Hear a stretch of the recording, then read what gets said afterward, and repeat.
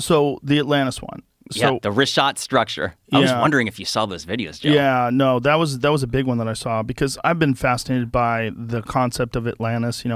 Ever since I had these conversations with Randall Carlson and Graham Hancock about the Younger Dryas impact theory and this concept that somewhere in the roughly around 11,000, 12,000 years ago, we were hit by a series of comets.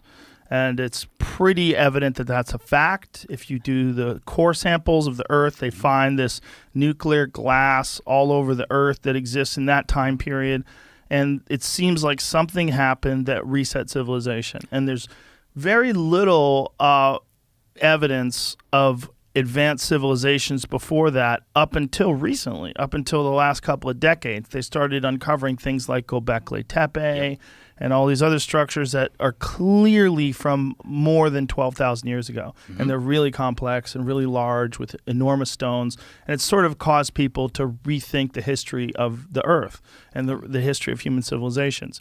And Atlantis has always been the big one. That has been the one that everybody talked about, was this incredibly advanced civilization, and no one could figure out where it is. Right. Or if it was real.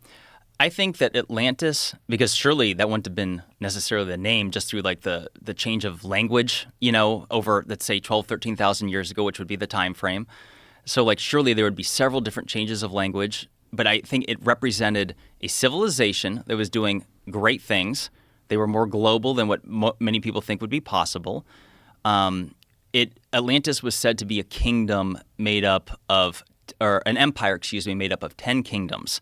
And then there was the lost city of Atlantis, which was the capital, which was said to be made up of concentric circles, 2 of water, 3 of land, and essentially that they were obliterated by a cataclysm as passed down by Plato, although it's worth mentioning that Plato got the story of Atlantis from Solon, who was his uncle separated by 6 generations. But what most people don't realize is that Solon had traveled to Egypt, and so it's the ancient Egyptians is where that tale comes from, which makes it even more bizarre because I would argue that the most spectacular ancient civilization is the Egyptians. I mean, no disrespect to the Romans. Hard to deny. Right? I mean, let me just say, because I want to, on this podcast, encourage people to travel to Egypt. Joe, you got to go. I really want to. A friend of mine just went, and she got back, and she was telling me incredible things about it. Jamie, will you pull up the photos of these concentric circles? Tell him. Yeah, the wrist shot, R-I-C-H-A-T. It's worth mentioning that. Got it already here. Yeah, in the first couple, I just want to say it's wrist shot. I used to call it Rickot. I was mispronouncing it. But let me ask you this, Joe, real quick. When you saw my video, was that the very first time you had ever seen this thing before? Yeah. That's the thing. So many. When I first saw this, I was like, what the fuck is that? By the way, you see that white, all those white blemishes? That's salt. This was under the ocean. And people, let me just say, you mentioned Randall Carlson and Graham Hancock. I love them. And I know for sure that they don't particularly think this is the site for a few different reasons. So let me say there's absolute doubt. Even I am not 100% certain. I'm not even 100% certain Atlantis existed. What I am certain is that humans were doing spectacular things and a cataclysmic event happened called the Younger Dryas and reset something for somebody. Is there a natural explanation for this formation? Yes. So let me say that it is considered to be mysterious. They're not 100% certain of it. However, the consensus is that it was a volcanic dome that had risen and collapsed multiple times, like 100 million years ago, allegedly. I say allegedly. I'm not necessarily disagreeing with that. I'm just saying I would like to know where sometimes they get these figures from. Like, explain to me why it was 100 million years ago and not 99 or 98, because here we are talking about how crazy things changed in just the last 12, 13,000 years. So when they throw around these numbers, 1 million years in itself is an incredibly long period of time. But getting back to your question, some had originally thought that maybe it was an impact site from an asteroid or perhaps, but there's no evidence for it. Like there's none of the nano. The problem is there's these concentric circles. I've never seen anything. I mean, obviously I'm not an archaeologist, but I've never seen anything like this. If you study structures that are like man-made structures, I've never seen anything like this that humans have made. But I've definitely never seen go to that one where your cursor's on, Jamie. Please. So is this? You want to see some? All right. What I'm is sorry. this? What am I? Okay. Okay. One step at a time, because we Yep. also have to take into consideration that people are just listening. So kind Okay. of describe what we're looking at here. Okay. So what you're looking at is approximately 250 miles inland in the total barren desert of Mauritania, Africa. So But the Western this image Sahara. looks like. Why is it blue? That's just showing you What it used to look like? No, this is what it looks like right now through, I forgot what you call this type of animation, but it's a satellite imagery that they enhanced in order for you to see the difference in elevation and the actual structure to itself. Okay. So like if there was water in this area, you would see it this way, that it would be these concentric circles that are raised above the water, and then the water would be inside of it like that. Well, just to clarify, this particular image, no, this is not trying to represent water. So that blue is actually picking up on salt. So Salt. All that was salt. But I mean, it used to be underwater, right? It's salt because it was underwater.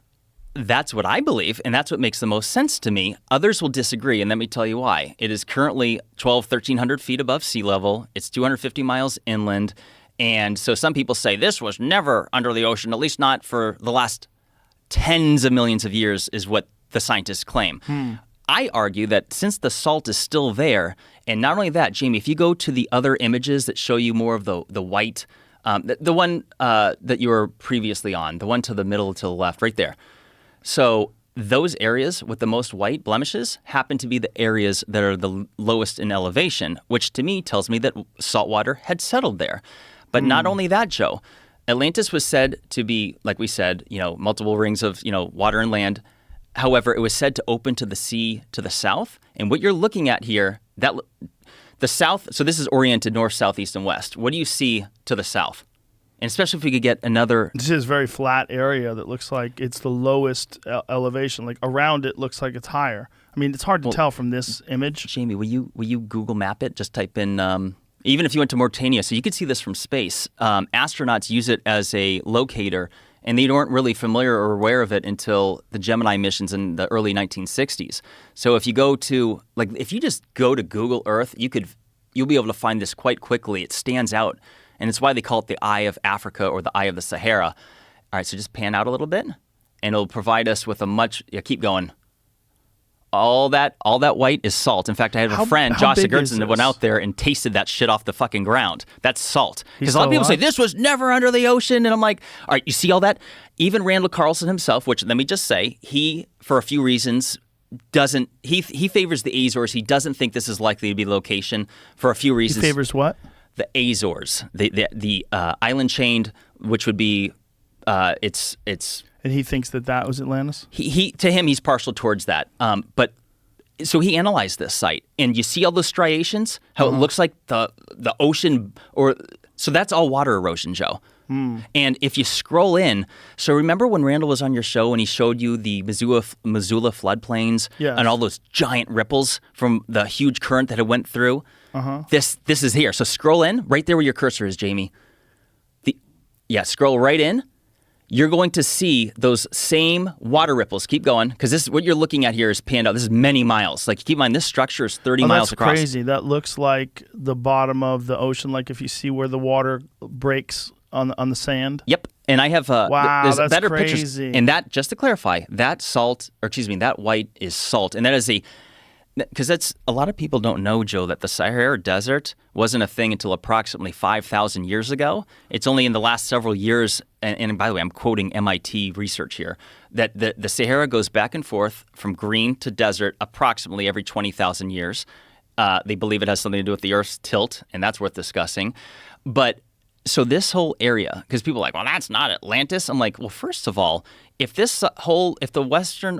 Sahara Desert was a lush green tropical paradise, which had the largest known freshwater lakes ever known to have existed, for example, Mega Lake Chad, which it's like 3 times more water surface than all of the North American Great Lakes combined. It's a big sucker.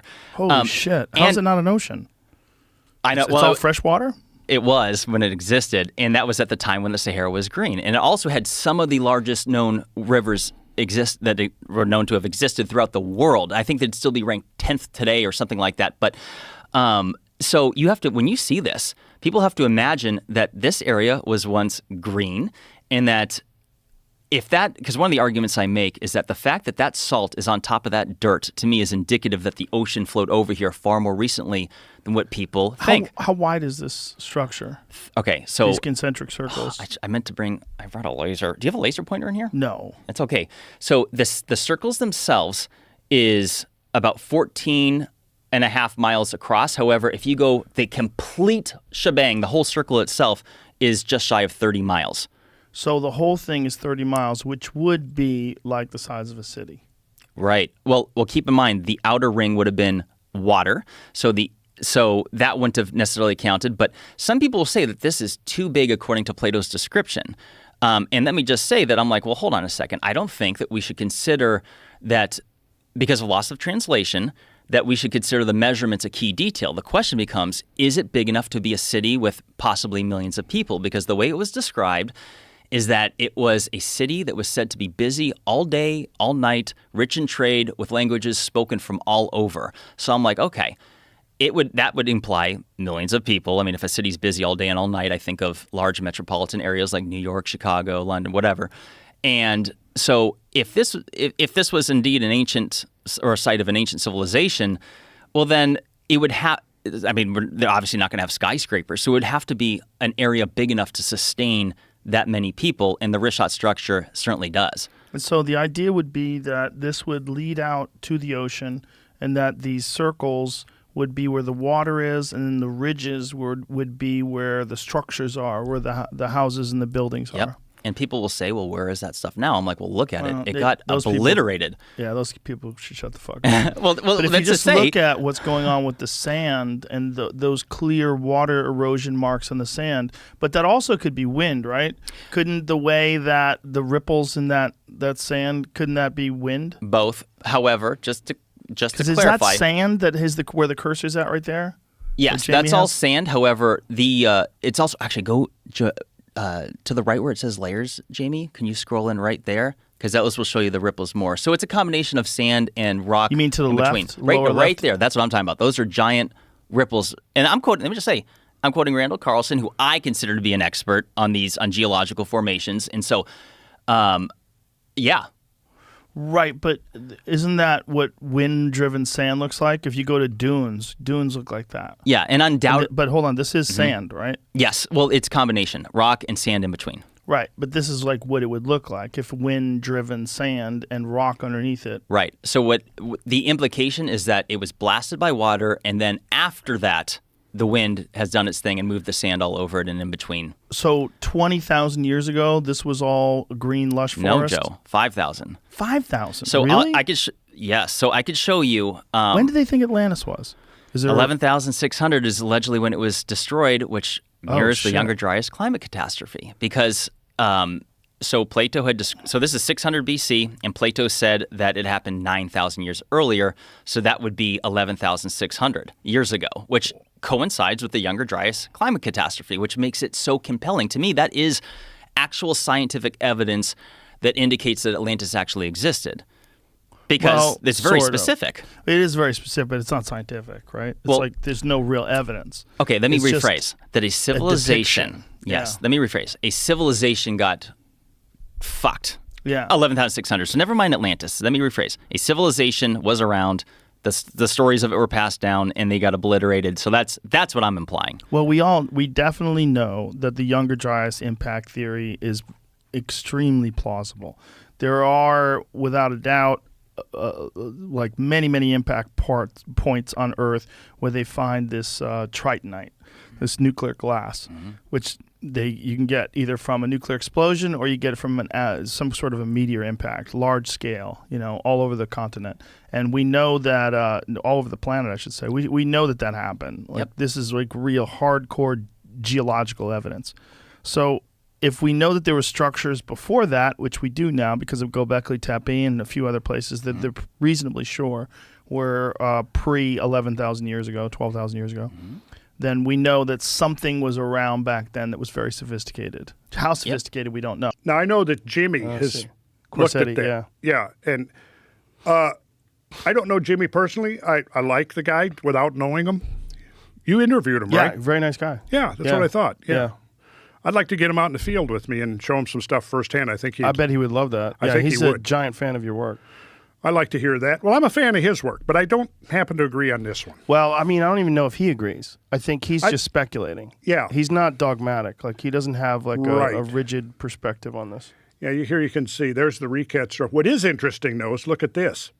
You've got the this structure up here, the terminate tenomere. I forget how you pronounce that.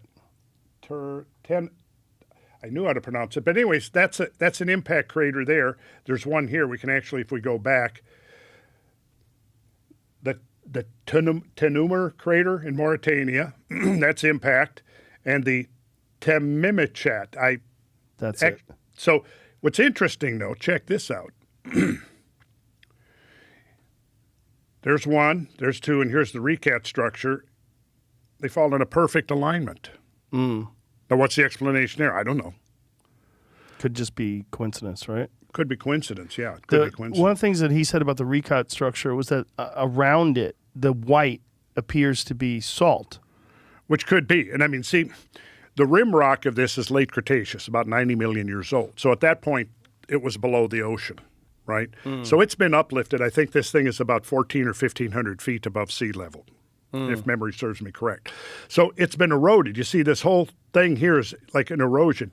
You had a massive amount of water that came down over this, and most likely is what exposed this thing to the surface. It was probably buried. Let's see here.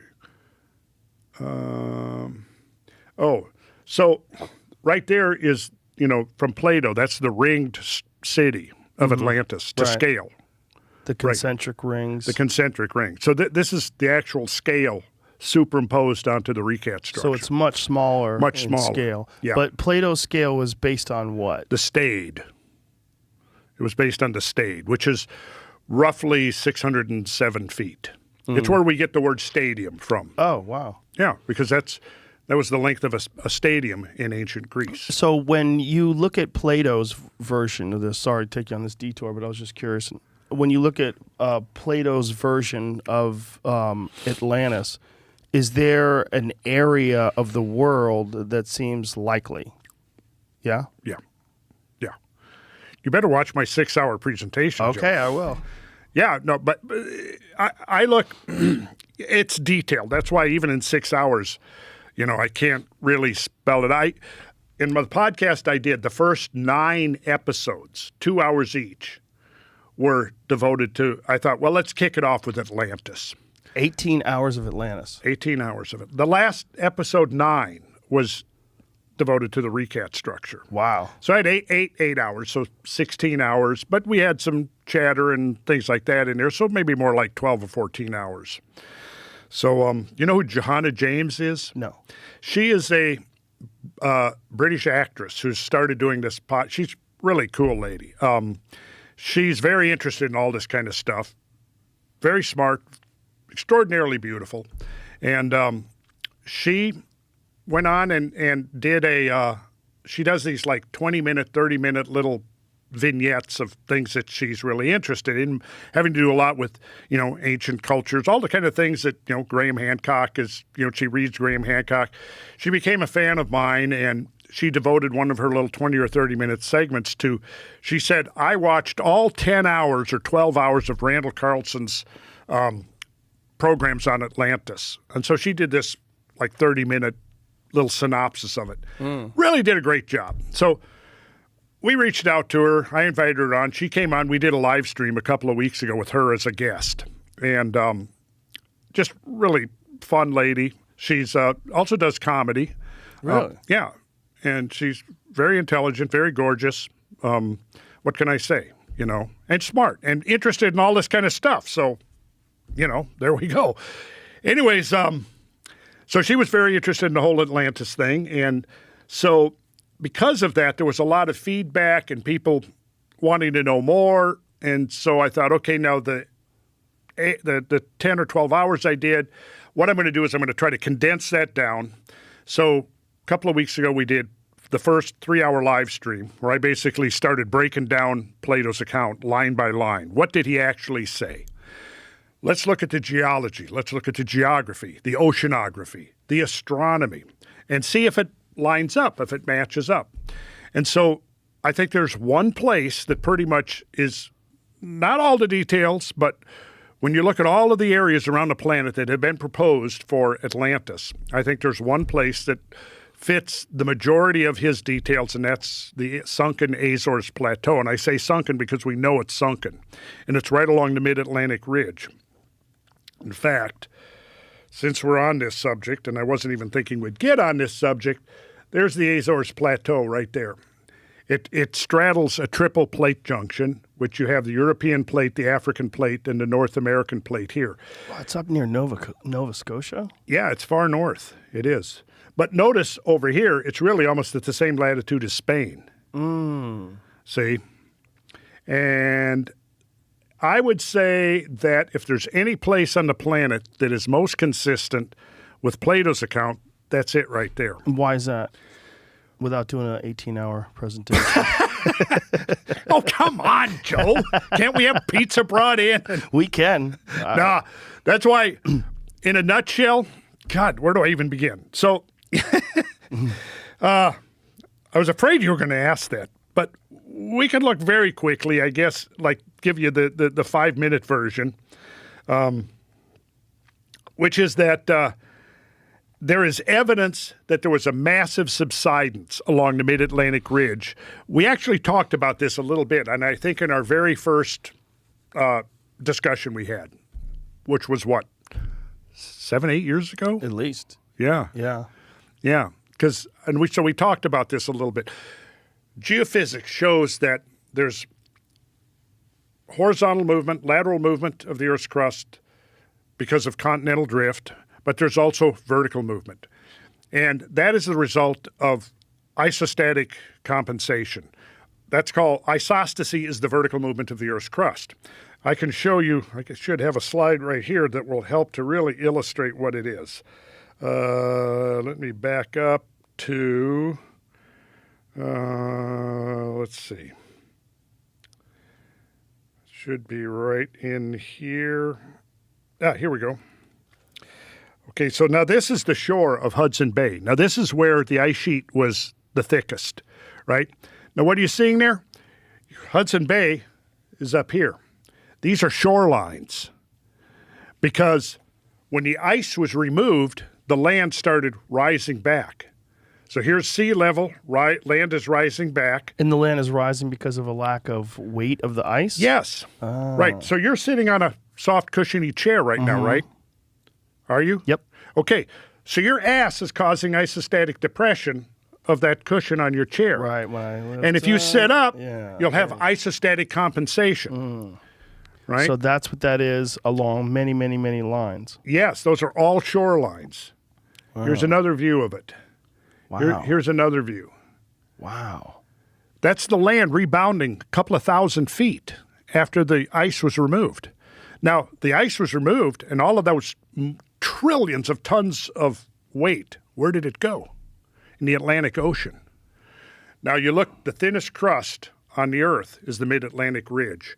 And if you look at it, you'll see that there are transform faults, which should show up right here. The transform faults are these vertical fault lines that are what you would say orthogonal or at right angles to the ridge itself. Here you can see very clearly the triple plate junction and how the Azores Plateau. Okay, well, since the 1940s, the first expedition in 1948, there was when they started doing dredge samples from the floor of the Atlantic Ocean, which coincidentally, the name of the ship was the Atlantis. They dredge core samples, and they pull up the core samples from 2 miles down, a mile to 2 miles down, and they look at those core samples. And what you had was, for example, shallow water creatures living. They weren't living. They were now, they had been drowned. You had creatures like that typically lived under 100 feet of seawater. And now they're a mile and a half below. And they're on the flanks of this place right here. So these are fossils that they're finding? Yes. And they're finding fossils that ordinarily you would find in some place that was Very shallow. Very shallow. Very shallow, yes. Or relatively shallow, 100 feet. 100 feet, yes. So this is the basic idea here. This goes back to the 60s. As it says right here, the possible tectonic implications of glacial-eustatic. Now, eustatic is the rise and fall of sea level correlated with the increase and decrease of glacial ice. So if the ice is increasing, sea level is falling, and we call that eustatic sea level fall. If the ice is shrinking, melting, sea level's rising. So that's a eustatic rise. So that's the meaning of that. When you see glacio-eustatic, that means the rise and fall of the sea level as a result of glacier growth or melting. Okay? And it says here, sea level fluctuations have received only minor attention in connection with such problems as ocean floor spreading. The purpose of this report is to point out that late Pleistocene sea level data suggest that the ocean basins have responded isostatically and by a significant amount, particularly concentrated along the mid-Atlantic ridge.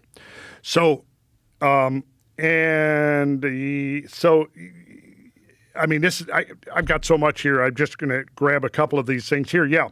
So they dug up these cobbles, which are the cobbles are so a cobble is basically a stone or anything that's lithified that's roughly between a pebble and a boulder.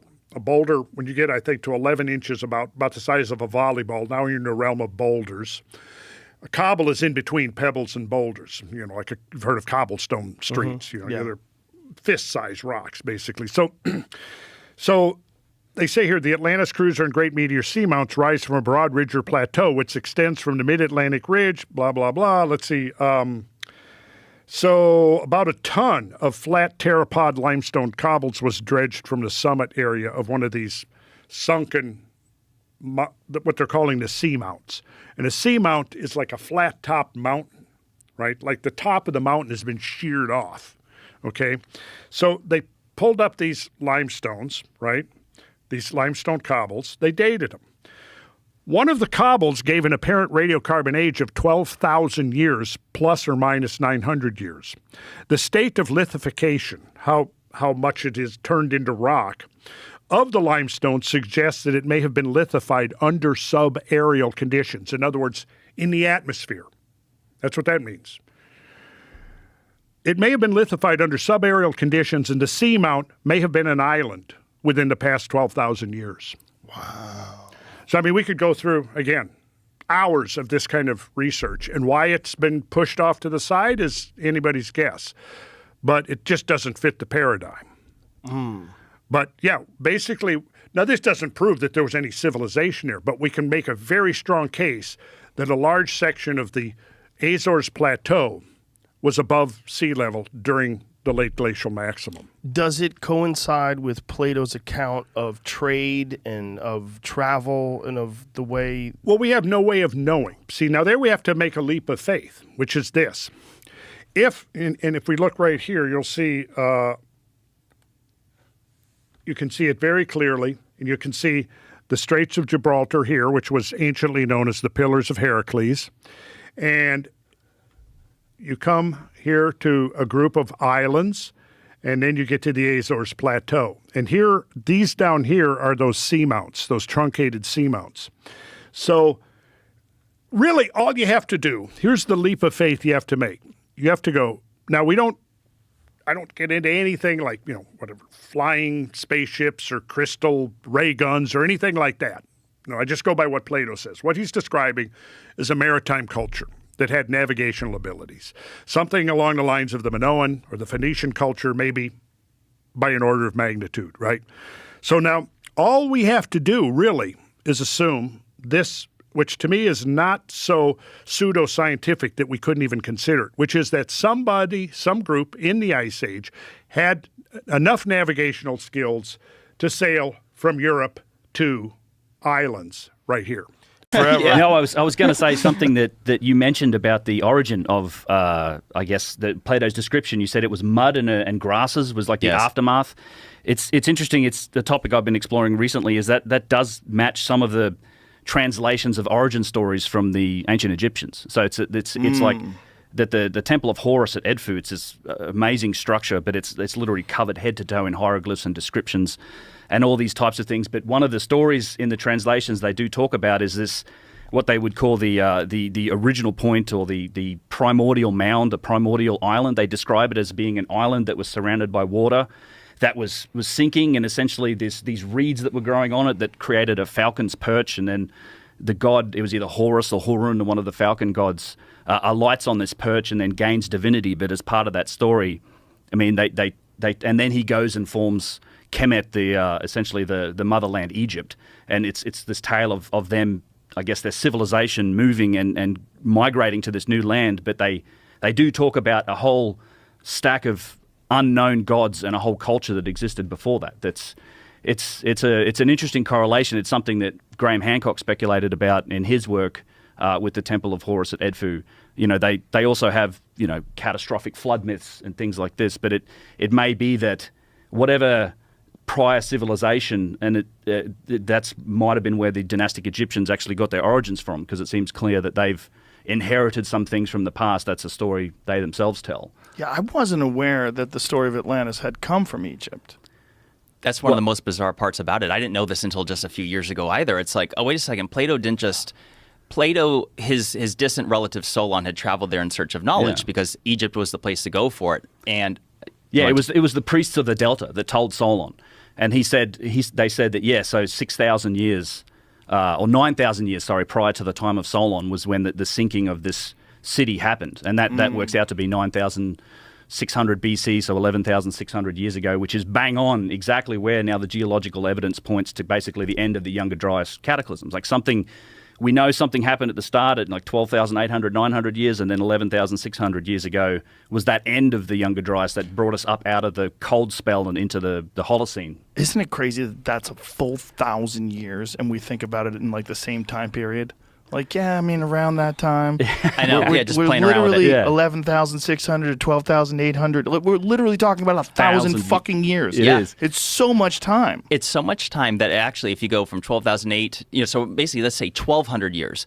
The English language, Old English, is only like 1,400 years, and Modern English is only like 400 or 500 years. So this is such a wide, a long period of time that we weren't even speaking the same language that in that same 1,000 years ago. When you think of it like that, it's like it's a different world. It's nuts. And if you think about the people that lived 1,000 years ago and how they lived, all of this that I've learned from Graham Hancock and from Randall Carlson and from you guys, all of it is so astonishing, and it all fits into place. It all makes sense. Like, why are we so fucked up?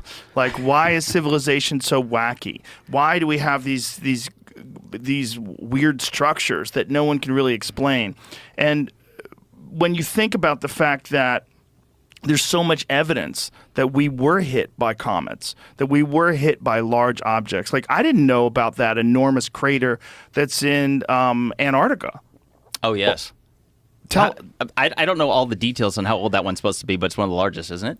Yeah, there's a big one in Antarctica. I don't know that much about it, but another one have you heard of Burkle Crater? That's another one? Yes. Yeah, Burkle Crater, like the 20-mile hole in the bottom of the Indian Ocean. Yeah. Yeah, it's crazy. Yeah. And when is that supposed to be from?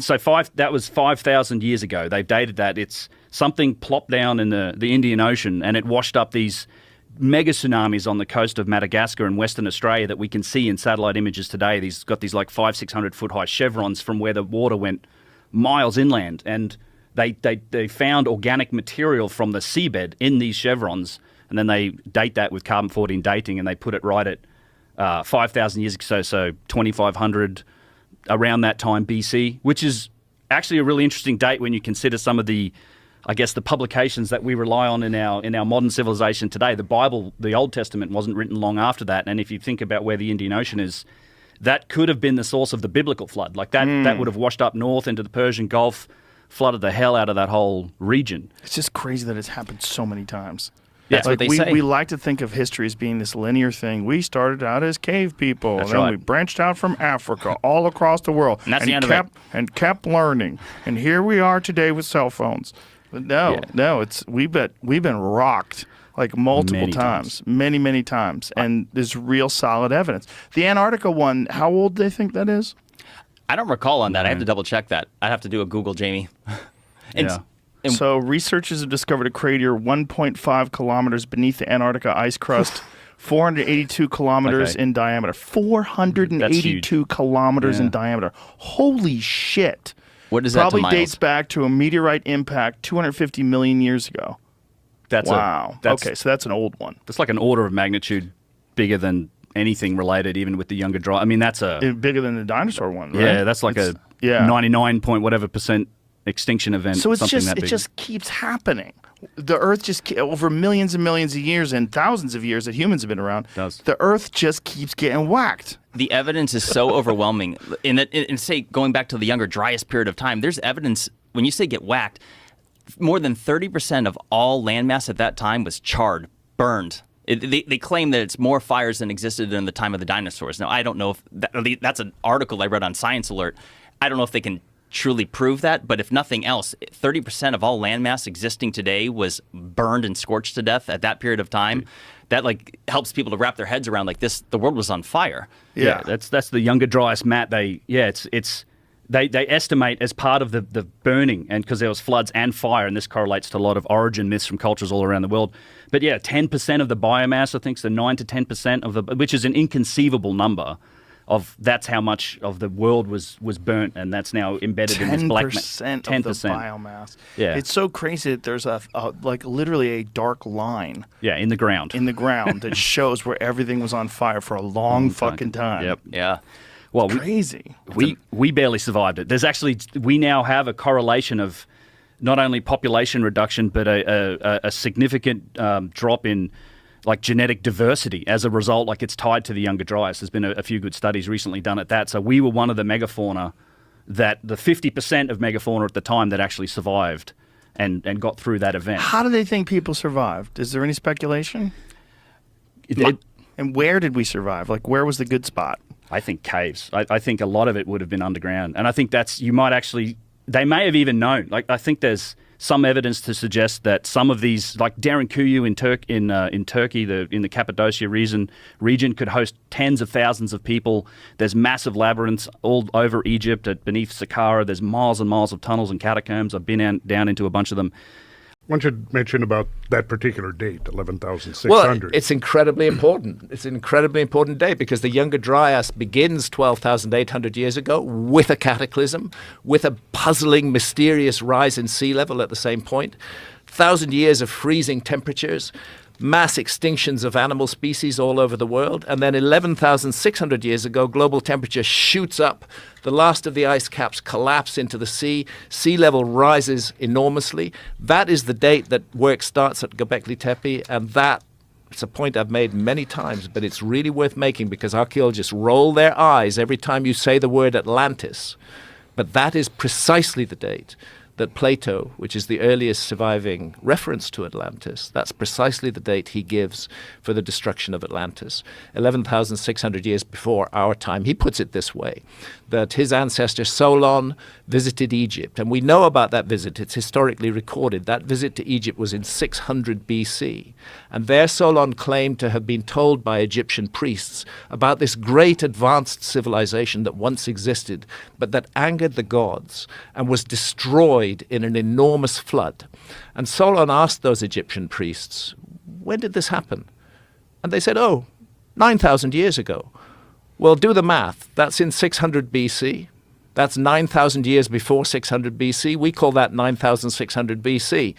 That's 11,600 years ago. That's exactly the date of the end of the Younger Dryas, and it's exactly the date of what is called Meltwater Pulse 1b, one of the biggest single rises overnight in sea level that ever occurred. So if Plato made it up, it's really weird that he picked a date that is precisely a date that coincides with the latest geological evidence on cataclysmic sea level rise at the end of the Ice Age.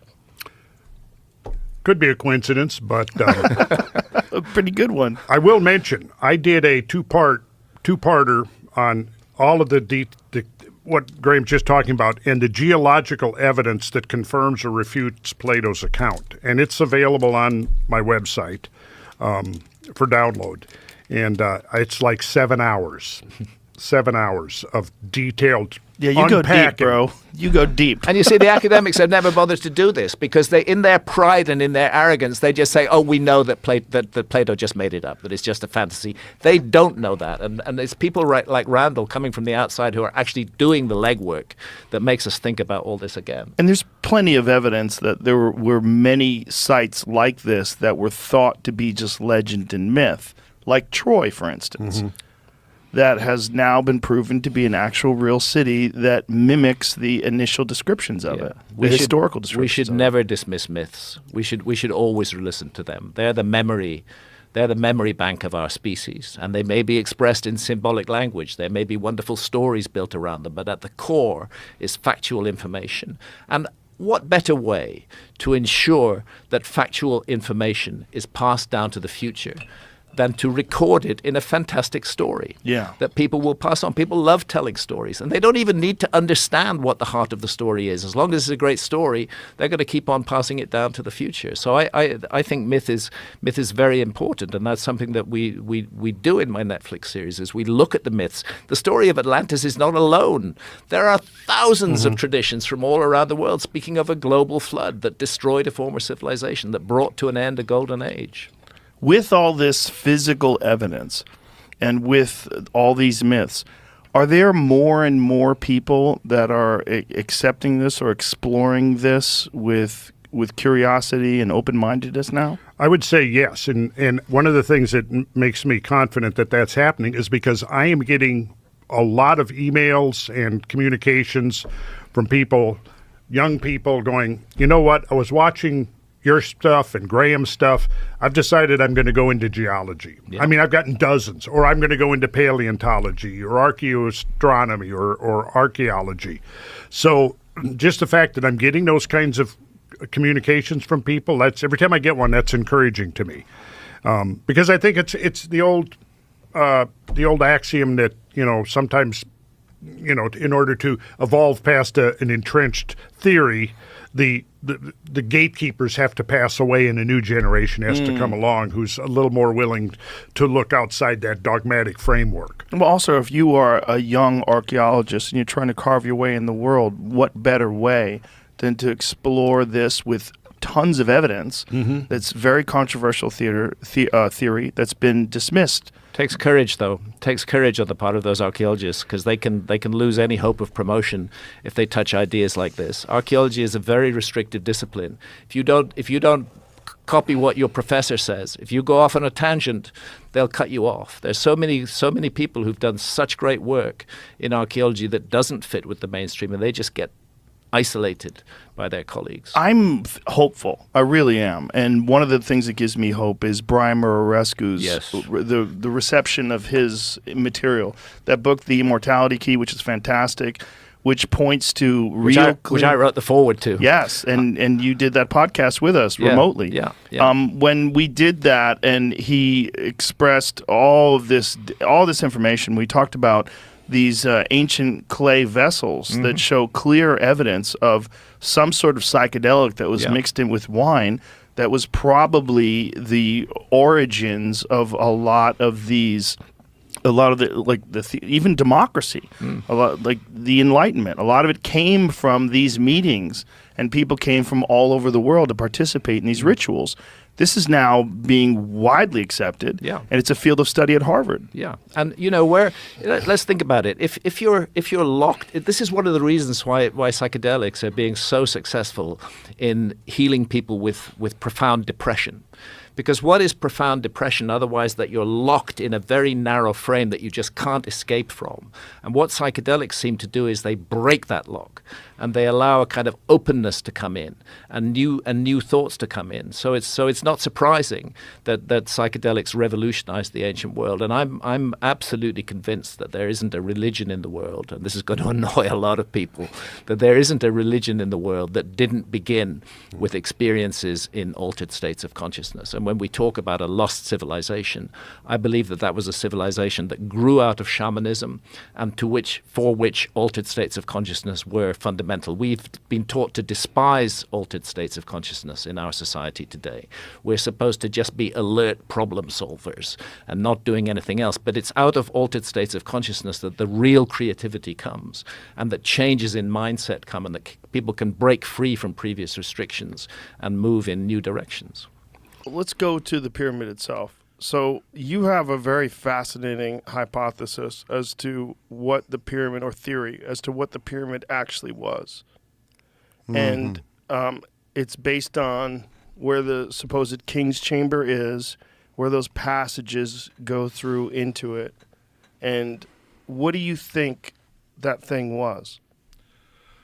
Well, my first book pretty much describes what I thought it was in 1998, which was a power plant. The book is entitled The Giza Power Plant. My second book has evolved, and I describe it as an electron harvester. So, it's kind of like, you could describe it as both, but in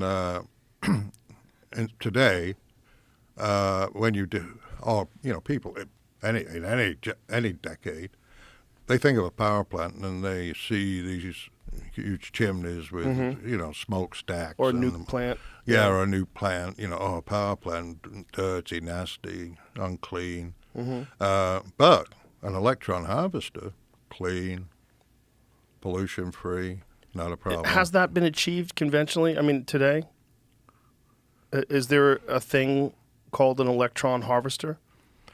I think that actually, when you look at a generator, that's an electron harvester, because we don't create electrons; we just harvest them. It's just how we do it, and so when you say an electron harvester, you could say that say a wind you have a windmill, and you have a generator inside it, and then you're collecting electrons off the commutator in a generator.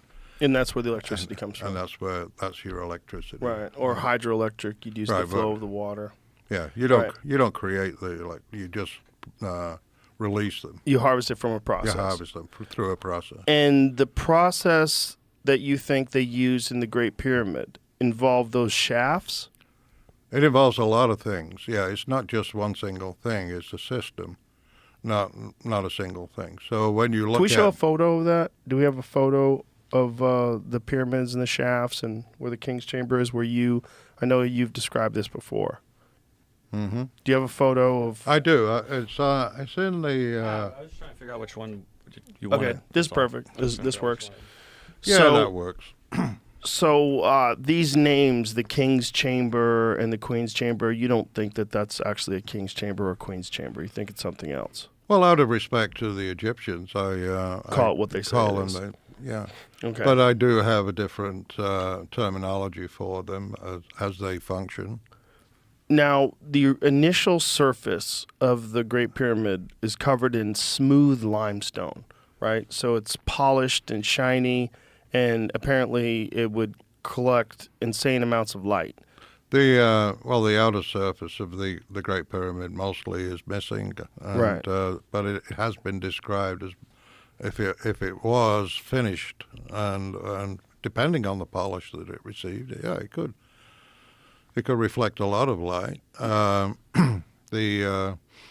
you think that had something to do with the design of this power plant? I don't think there's any part of that pyramid that did not serve a practical function. Okay, so this is the image that you have here, and what this image shows us is the king's chamber, the various shafts, the southern shaft, the northern shaft, and these shafts have been described as portals to stars because people have looked up through there, and you go through the shaft, you see stars. But what you're saying is something entirely different. What do you think these shafts were for? Well, I think they serve two different purposes. Actually, four different purposes, if you will. Because in the theory that I propose, which is, I don't know, it's a speculation, a theory. It's more, the whole process is kind of like a heuristic process where you're grabbing information, you moving air. Doesn't matter what source you're getting it from. Right. Because when you are looking for answers, you look everywhere. You try and find, you look everywhere. So when I was going through the process of trying to figure it out, I was collecting information from everywhere.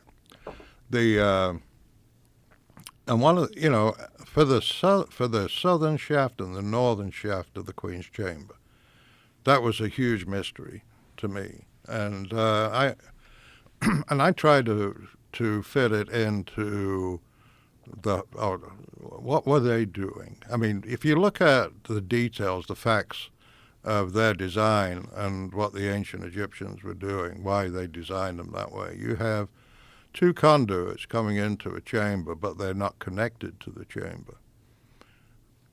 And we didn't even know they existed until 1872 or four. Wayman Dixon. Can you show me that image again, please? So they're coming into the chamber, but they don't enter into the chamber. So they stop. Their original design had them the shafts ending 5 inches before coming into the chamber. So you had like 5 inches of limestone that was left in the block. So did someone remove that limestone?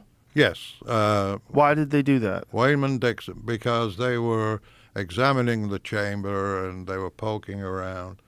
And Wayman Dixon, it is reported, so the legend goes, noticed a crack in the wall. And so he took a rod and pushed it through the crack. And the rod, it didn't meet any resistance. It kept going. So he had his worker come in, Bill Grundy, with a hammer and chisel, and say, chisel the limestone around that. God, people are stupid. So, well, they did. Yeah, they didn't have ultrasonic thickness tests. No, but still, God damn, to have the arrogance to go and chip away at the pyramid because you're curious. Look at how advanced. I don't care for revisionist historians because you have to consider what people were doing, their mindset in the day, and then I try to look at on the bright side, right? It's like I don't look at it as a negative thing because if somebody hadn't opened up those shafts, we wouldn't know about them. Right. And it's the same with the chambers above the King's Chamber. Without Howard Vyse and his military expedition blasting his way up into the pyramid, we wouldn't know about them either. You won't be. I mean, there's a lot there. I think there's a lot there right now, and it's being investigated now. But there's things that have been revealed through scanning, like muography, the Scan Pyramid Project. And they found that large void above the Grand Gallery. Right. And so, which is larger than the King's Chamber, right? It's longer than the King's Chamber, yeah. And so is that's not even represented here on this? It's about the size of the cabin on a Boeing 707. Wow. So if these shafts came through and then they met limestone at the end, what do you think was going on? In order to answer that question, I had to look at the rest of the pyramid. Okay, what was it doing, and how was it functioning? And so one of the key pieces of evidence that I used to propose a process that was going on is the northern shaft. And the northern shaft has dimensions and has an appearance that is similar to a waveguide that you would use for microwaves. And the dimensions of it would approximate the wavelength of hydrogen. So explain a waveguide. How does that work? Yeah, it's like a waveguide is to transmit microwaves,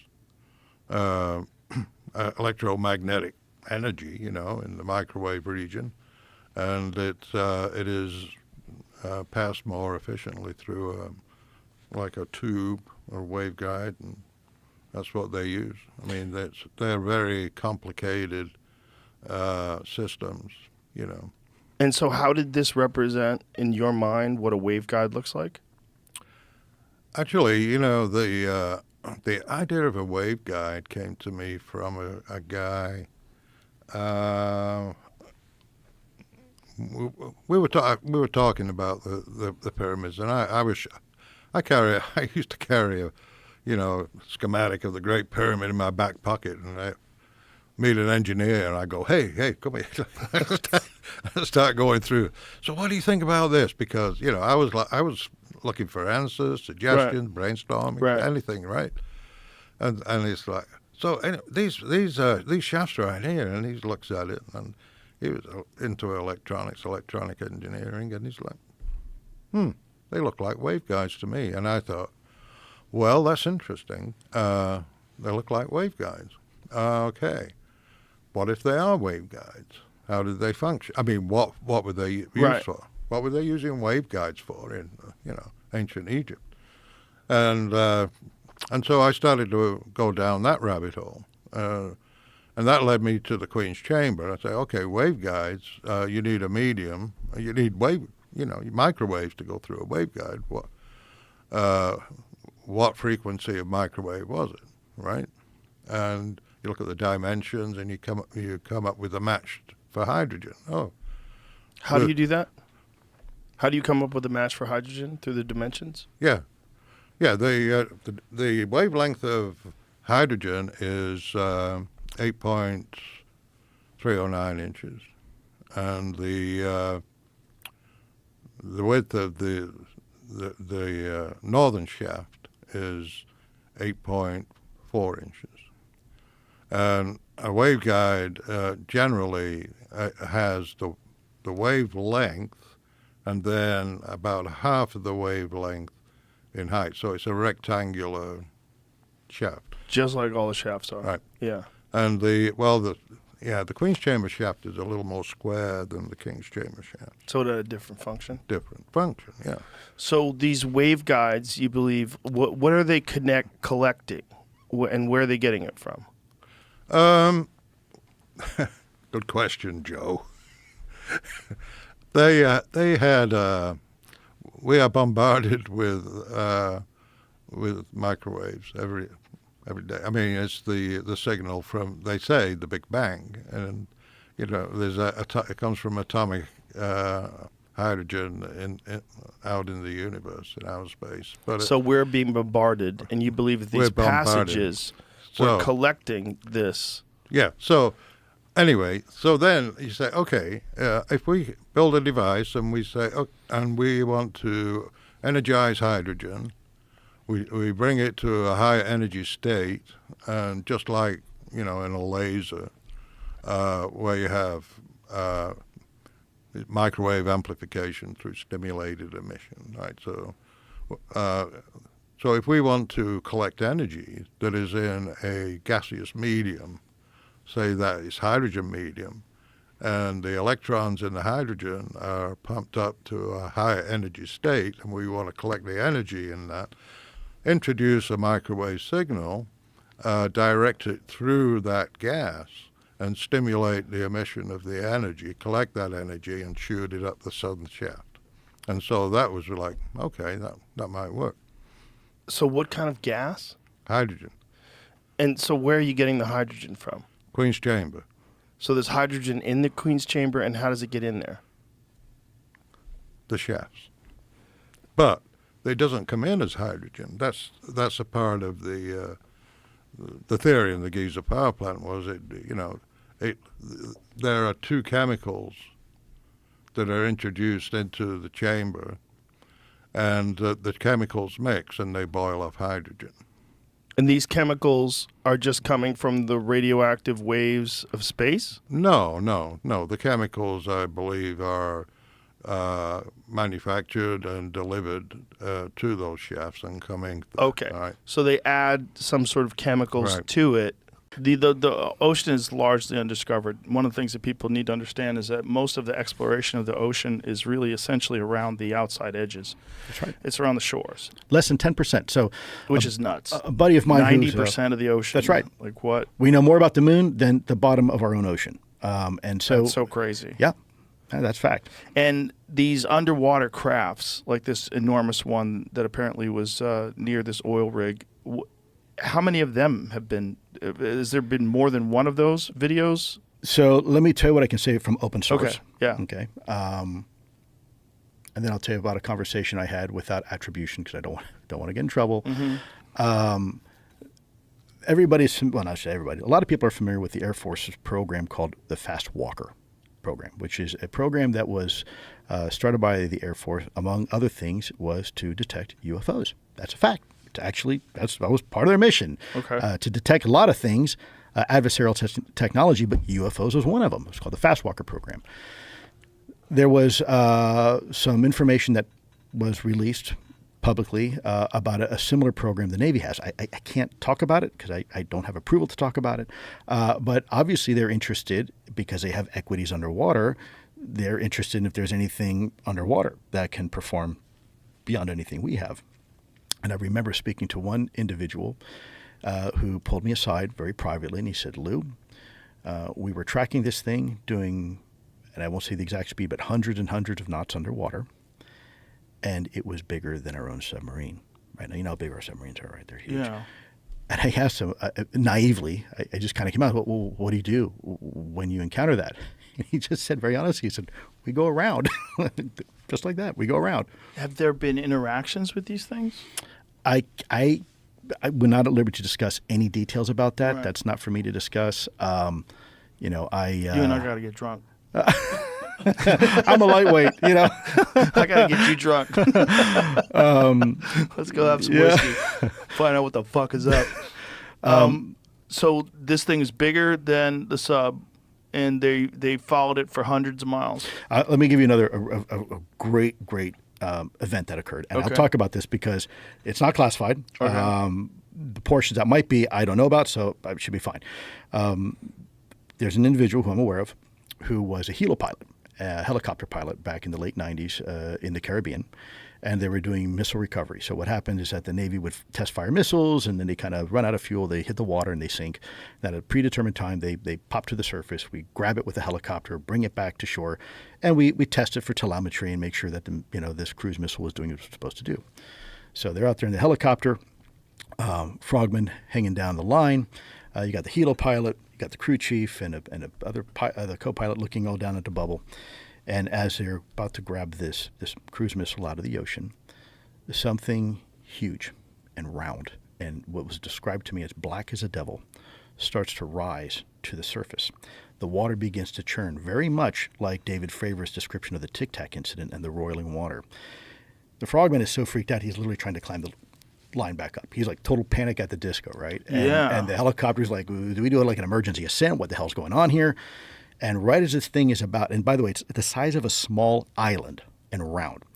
Right as this thing is about to break the surface, it sucks the missile down and disappears. Jesus and that Christ. was, yeah.